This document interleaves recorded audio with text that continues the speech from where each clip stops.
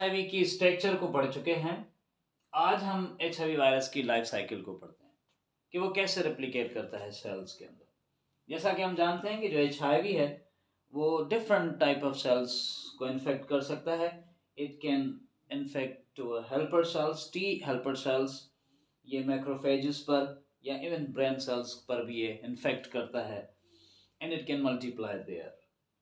इसका जो best known reservoir है या इसका जो बेस्ट नोन रिसेप्टर है जिस पर ये जाके रिसीव होता है अक्सर, दैट्स कॉल्ड टी हेल्पर्स और टी लिम्फोसाइट्स। कैसे होती है ये पूरी साइकिल, हमने स्ट्रक्चर में पढ़ा हुआ है कि जो एचआईवी है इनके सरफेस पर मौजूद प्रोटीन्स हैं, these proteins are called glycoproteins 120। और ये ग्लाइकोप्रोटीन 120 क्या करते हैं कि ये इस एचआईवी को इन सेल्स पर, टारगेटेड सेल्स पर रिसीव करने में हेल्प करते हैं। और ये जो टी हेल्पर सेल है इनके इस मेम्ब्रेन के अंदर मौजूद ये रिसेप्टर्स मौजूद होते हैं, they are called CD4 receptors.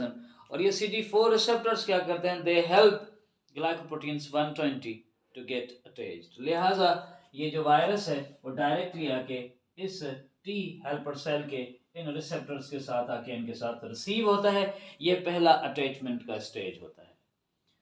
जैसे ही ये वायरस इनके साथ आके इस जगह पर अटैच होता है तो जो अगला स्टेज होता है वो होता है फ्यूजन।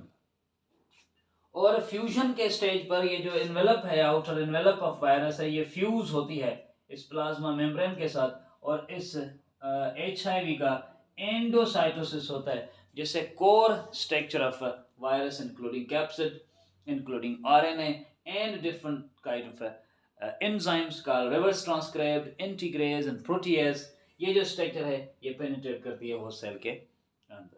अब ये जैसे ही कोर स्ट्रक्चर आ जाएगी अंदर होस्ट सेल के अंदर, टी हेल्पर सेल्स के अंदर, तो बाकी स्टोरी आगे जो है वो स्टार्ट हो जाएगी। जैसे ही ये वायरस अंदर आता है तो पहले अनकोडिंग होती है और अनकोडिंग के जरिए इनकी ये जो कोड है, दिस कोड इज रिमूव्ड। और इस अनकोडिंग के जरिए जो कोर स्ट्रक्चर ऑफ वायरस है जिसमें उनका जीनोम है, आरएनए जीनोम है और different kind of enzymes, they are released in the cytoplasm of T helper cell. वो जैसे अंदर आता है तो वो अपने काम करना शुरू कर देता है। अब ये है वायरल जीनोमिक आरएनए, ये वायरल आरएनए है। ये जैसे यहाँ पर आएगा तो it will start it's a process. और जो पहला प्रोसेस होता है वो with help of reverse transcriptase enzyme हो रहा होता है कि आरएनए के स्ट्रैंड के ऊपर एक complementary strand of DNA produce हो रहा होता है। इसको हमने लिख दिया ऊपर, this is called complementary strand of DNA. ये आरएनए के चूंकि कॉम्प्लीमेंट्री होता है इस वजह से इस स्ट्रैंड को हम कहते हैं, दिस इसका ये है कॉम्प्लीमेंट्री स्ट्रैंड ऑफ डीएनए। जैसे ये डीएनए बन जाएगा तो ये जो वायरल आरएनए होगा वो फाइनली उसने क्या हो जाना है, डिसइंटीग्रेट हो जाना है। और इस सिंगल स्ट्रैंडेड कॉम्प्लीमेंट्री डीएनए के ऊपर एन अदर स्ट्रैंड बनना शुरू हो जाएगा and it will be double stranded structure of DNA.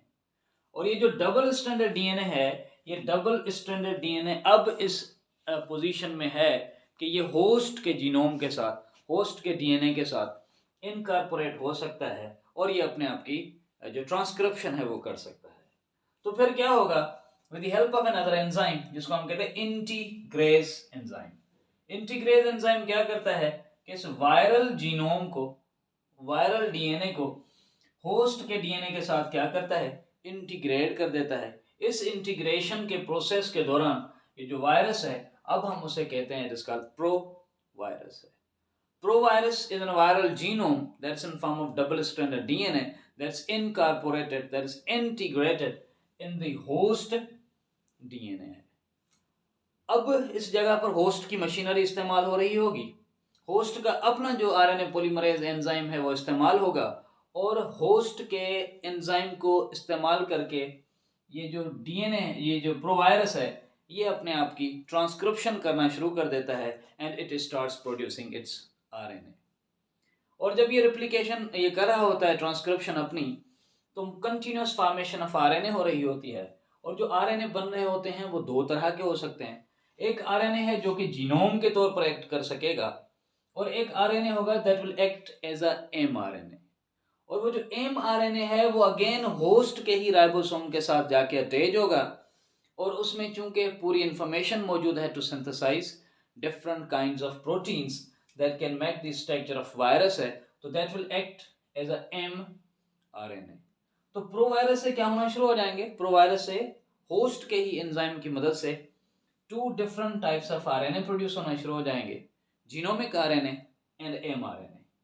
और जैसे ही ये दोनों RNA बन जाते हैं तो mRNA क्या करता है, होस्ट के राइबोसोम के साथ अटैच होता है और वहीं पर ट्रांसलेट होना शुरू हो जाता है, और इस ट्रांसलेशन के नतीजे में लार्ज प्रोटीन्स सिंथेसाइज होना शुरू हो जाते हैं।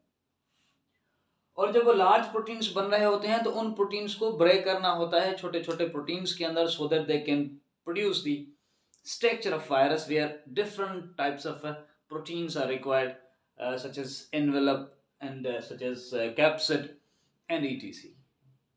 तो क्या होगा, जैसे ही mRNA ट्रांसलेट होके लार्ज प्रोटीन बना देगा तो there is an enzyme that is called protease, और प्रोटीएज एंजाइम क्या करता है, उन लार्ज प्रोटीन्स को ब्रेक कर देता है स्मॉल प्रोटीन्स के अंदर, और वो स्मॉल प्रोटीन्स इस वायरल जीनोम के ऊपर कोड करना शुरू कर देते हैं, and they start producing structure of capsid and then onward structure of envelope and etc।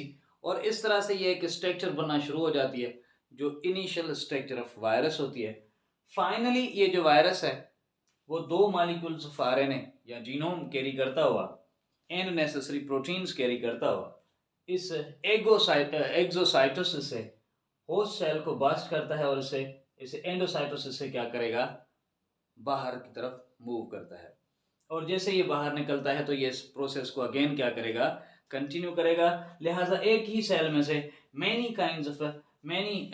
जो है वो large number of genomic RNA and large number of protein बन रहा होगा, और ये उसमें से क्या कर रहे होंगे, सिंथेसिस ऑफ HIV कर रहे होंगे, और वो HIV एक्सोसाइटोसिस करके इसमें से क्या कर रहा होता है, बाहर की तरफ निकल रहा होता है। तो this is a very simple cycle of HIV, how it infects, how it enters, penetrates to the host cell, and how it undergoes a process of a transcription first, and then फिर वो क्या करता है, अपने proteins को बना के host cell से रिलीज होता है, और इस सिंपल प्रोसेस को हम कहते हैं इसका life cycle of HIV virus.